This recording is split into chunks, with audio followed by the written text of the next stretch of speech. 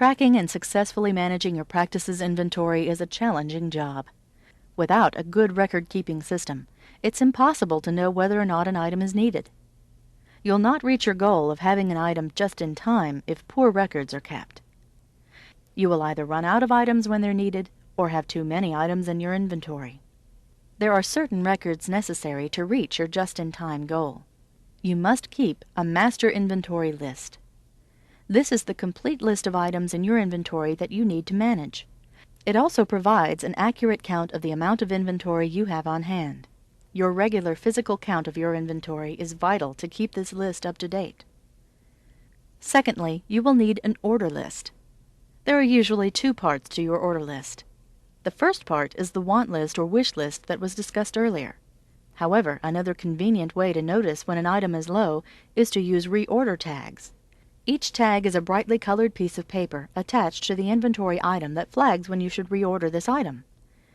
Some reorder tags will also contain ordering information such as how to contact the vendor, the last time the item was ordered, or other useful information. Regardless of the information contained on the tag, it is an excellent way to spot when it's time to reorder an item. The second part of the order list consists of your own observed shortages based on your physical inventory or computer-generated report. Together with the reorder tags or want lists, you can begin to put together your order. The next thing you must have is a written list of the items that are currently on order. This is often kept in an order logbook. This book tracks orders in a chronological sequence. Your log helps others in your practice know if an item has been ordered, and it prevents duplicate orders. This written list should note the date you placed the order, the item, the quantity ordered, the quoted price, and the vendor that was used. The list may also show when to expect delivery of the items. This helps other staff members in your absence if a rush order must be placed for a depleted item or to track down a delayed order. An open order file and a closed order file should also be maintained. The open order file is where you keep the shipping slips noting the information on each shipment you received. The closed order file is where shipping slips are paired with invoices. These two files make the process so much easier for the person paying bills. It is then easy to check the accuracy of invoices and avoid paying for something you did not receive or something that is listed twice on the bill. It's also important to keep a vendor list in order to let everyone know how to reach vendors. This listing should show the contact person, phone and fax number, email address or website, and the mailing address for each vendor. The vendor list is often kept in a card file or in a computer database. Many vendor lists will also state the practice's account number, terms of payment, special discounts available, and other useful information.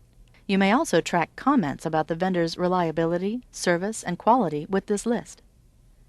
There are many distributors to choose from, and they will vary slightly in their prices. One strategy for saving the most money is to shop between vendors for the best price on each purchased item. Though this may seem to be the most profitable manner of ordering, several issues should be considered. First, shopping for the best price on each item can be a very time-consuming process and must be done before each order, as prices change frequently. Secondly, distributors often reward loyal clients with better discounts and additional perks. The service you receive from a distributor is yet another consideration in selecting who you order from. When these factors are all considered, you can best determine your vendor preferences. We will now discuss the maintenance of item usage files. This is a card, file, or computer system that tracks usage per individual item. Each file should note the following items: the item's trade name, generic name, unit size, color, strength, and expiration date, when that item was last ordered and at which price, how much of that item was ordered, which vendor was used, the retail price used for sale to the client and how this is calculated, the normal reorder point for that item, the average quantity ordered, and the location that item is stored in the hospital. This file, most importantly, allows you to readily evaluate each item in your inventory for price changes and for evaluating the turnover of that item. A final list that some practices utilize is an expired items list. This notes items that will expire in the near future and should be returned, replaced, used, or removed from the inventory. Your hospital's size will determine the importance of keeping a separate list to track these items. You would pick up items to be included on this list during your weekly physical count for ordering or a review of your computer reports. All of the lists that were just discussed should be kept and maintained in the same general area or even in the same notebook. Accurate and consistent record keeping will help the entire staff stay well informed as to the status of the hospital's inventory. The first thing to measure and review on a monthly basis is the inventory cost as a percent of the practice's income. This is an excellent screening test to assess how well your practice is managing inventory costs.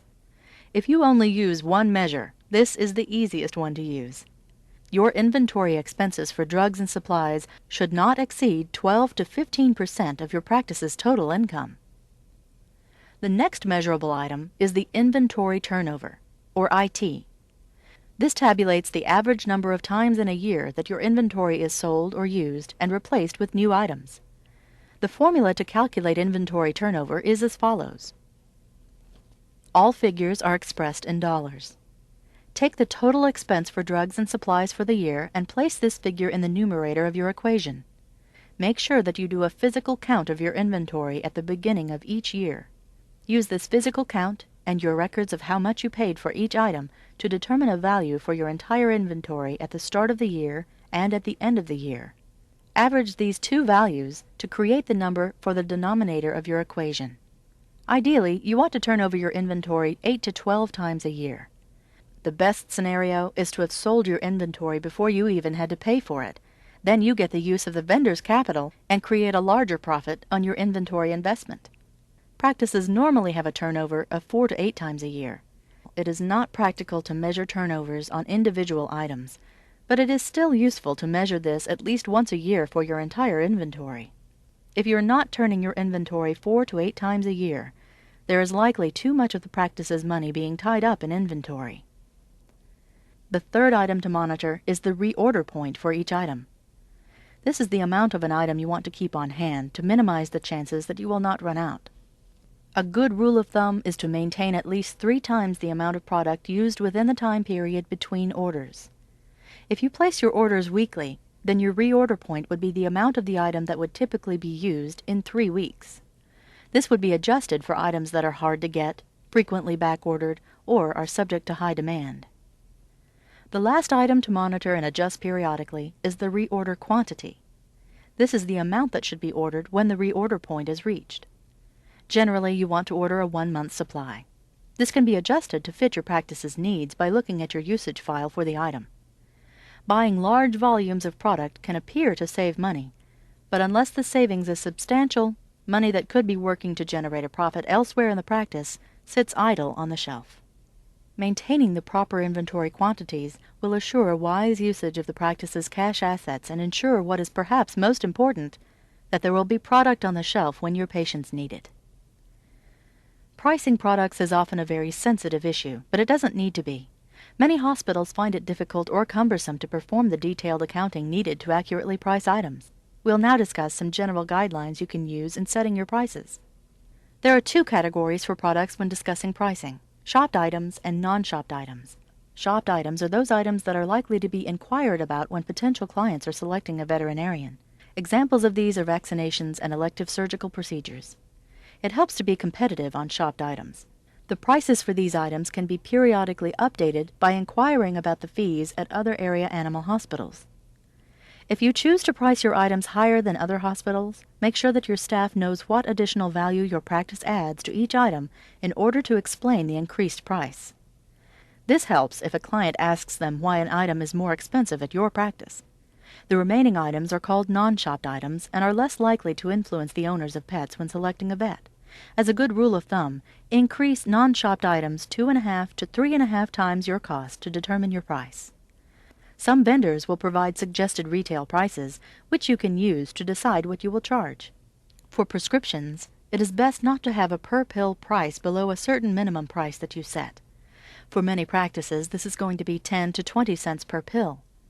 An additional dispensing fee for prescriptions is quite common and helps defray the many costs associated with maintaining an in-house inventory. A good range for this dispensing fee is $6 to $12. You want to set a minimum fee for all items dispensed from the pharmacy. For example, a minimum fee of $8 to $12 is not uncommon. Use these guidelines to help set prices that will allow you to reach your goal of making your inventory an investment and not just an expense. Another strategy commonly employed is to price items without rounding the price to the nearest dollar. The perception the client has on a product that costs $12.35 is that they are paying $12. The practice, however, gains from repeatedly charging the extra 35 cents included in the price.